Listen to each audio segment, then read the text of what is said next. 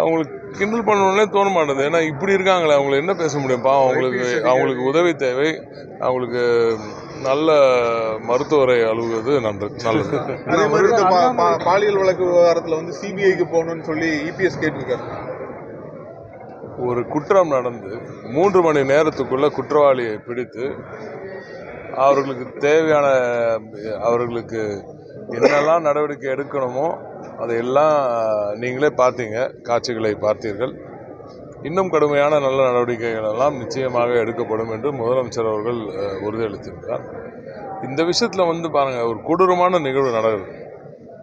ஒரு பெண் அதற்கு அவங்களுக்கு நடந்த அந்த ஒரு குற்றத்தை அவங்க தைரியமாக வந்து அவங்க சொல்கிறது, அது வந்து அந்த மாதிரி சொல்கிறதுக்கு அவங்களுக்கு எவ்வளோ பெரிய துணிச்சல் இருக்கும். அதை பாராட்ட வேண்டும், அவர்களை பாதுகாக்க வேண்டும், அவர்களது நலனை பாதுகாக்க வேண்டும் என்ற நோக்கத்துடன் அரசாங்கம் செயல்பட்டு கொண்டிருக்கும் வேளையில் இதிலேருந்து அரசியல் லாபம் ஈட்ட வேண்டும் என்ற நோக்கத்துடன் எல்லாம் சிறுபுலத்தனமாக ரொம்ப கொச்சையான அரசியல் நடக்கிறது. இதெல்லாம் ரொம்ப வருந்தத்தக்கது.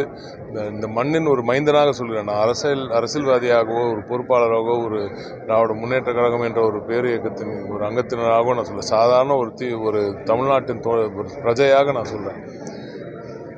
இப்படிப்பட்ட நேரத்தில் அனைத்து இயக்கங்களும் சேர்ந்து நின்று அந்த பெண்ணுக்கு உறுதுணையாகவும் அவங்கள பாதுகாக்கிறதுக்கும் இவன் மேலே கடும் நடவடிக்கை எப்படி நடக்கும் அதை பற்றி பேசணுமே தவிர, எல்லாருக்கும் தெரியும் அங்கே நாங்கள் அப்புறமா அந்த அண்ணா யூனிவர்சிட்டியோட விசி யார், இது யார், சான்சலர் யார், அப்போது ஏன் வந்து கவர்னர் ஏன் இதை சரியாக கவனம் செலுத்தலாமா கேட்பாங்க. இதை அப்படிலாம் கேட்குறோமா? இல்லை.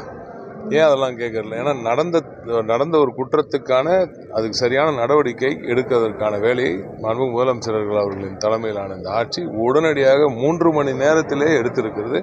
அந்த பெண்ணுக்கு என்ன பாதுகாப்பு வேணும், என்ன அவங்களுக்கு சரி செய்யணும் அப்படின்றத மட்டும் நம்ம பார்த்து அந்த வகையில் நம்ம பார்க்கறத விட்டுட்டு இதில் எப்படி கொஞ்சம் சீப்பான ஒரு அரசியல் செய்யணும் என்பதையே எதிர்க்கட்சியினர் பார்ப்பது மிகுந்த வருந்தத்தக்க ஒரு விஷயம்.